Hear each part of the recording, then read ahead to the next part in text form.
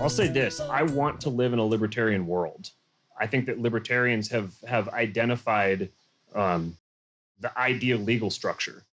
But in order to get to that point, you can't act like a libertarian. Acting like a libertarian, the actual effects of what, as libertarians are, if you can kind of take libertarianism as a political force right now and look at the effects that it's had on the world, it hasn't increased liberty to the extent that it's cost lots of time and effort and energy. There isn't a from an economic perspective, this isn't a political force that's on the cusp of taking over the world. And there's forces that are the opposite of libertarianism that are very much on the cusp of taking over the world. So there's this word that's been thrown around a lot that it has a lot of other connotations, I guess, to a lot of people, especially those very familiar with the online left. But the word is praxis. And it's very similar to praxeology, which is something that's familiar to a lot of libertarians. And the praxis is, okay, what do you do with this knowledge? What do you do with this theory? How do you take this theory and apply it to the real world in a way that will promote libertarian outcomes? And what I'm seeing within general libertarian communities at large is not that. I don't see this a move toward liberty. I see a desire to convert people to libertarianism, which when I began recognizing that and recognizing that association with Christianity, that there's a very close tie between evangelical Christianity and libertarianism in this sense that we have this truth, we are this remnant, and we have this gospel to preach to the world. And then it just so happens that both of them fall into the same trap, which is that the value of the ideology is in memorizing a bunch of facts or pledging allegiance to a bunch of dogma. But then when it comes to actually changing the way that you live or participating in movements or organizations that are improving outcomes for people, there's far less of that. Now, there are individual people, and there's this thing about libertarianism that everyone's an individualist, so it's kind of like, oh, we're all going to go our same direction. We're all going to go our own direction and do our own thing. And that's fine, that's great.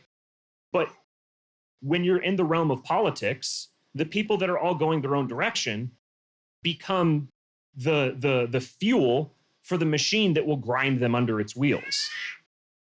You have to be consolidated, and you have to present a united force to accomplish anything within the political realm. This is just a fact of politics. So libertarianism applied to the existing political system results in more tyranny, not less, because it becomes, the system exists as a machine, as an alchemical machine that takes resistance to it and converts it into tyrannical power. So when you begin attacking it, if you go at it, if you try to combat it on its face, if you say, we need to roll back the state, we need to tear the state down, we need to end the Fed, that sort of mentality is great if you have the power to do that. If you don't, you are just inciting it, and you're creating a pretext for you to be seen as an extremist and to be ground down. Now they have a pretext. You've just volunteered to be the enemy. That the mass mind control machine that is the media, the universities, the press, that mind control machine that controls the vast majority of the population now has the perfect straw man to hold up to justify everything that they want to do. So libertarianism, modern libertarianism applied to the political system becomes self-defeating. This was the realization that I ran into. So you asked me, do I consider myself a libertarian? I want to live in a libertarian world. I want to engineer Ancapistan. I want to live in a world that respects private property absolutely. But a world that respects private property absolutely is going to be very authoritarian. Enforcing property is an authoritarian act. Property is a threat of violence. It says this is the line beyond which I will inflict violence upon you if you cross that line. That's property in action. So the idea that I have no problem with people who say I'm a pacifist or or like politically speaking, I don't want to vote. I don't want to do all these different things that I consider aggression. I don't have a problem with that. I think that's great. But you can't then take that mentality and enter the political realm and think that you're going to achieve the outcomes that you want to achieve. There's a disconnect between the theory and the praxis. And that's where a group of us just kind of started talking about these things because we want to solve this problem.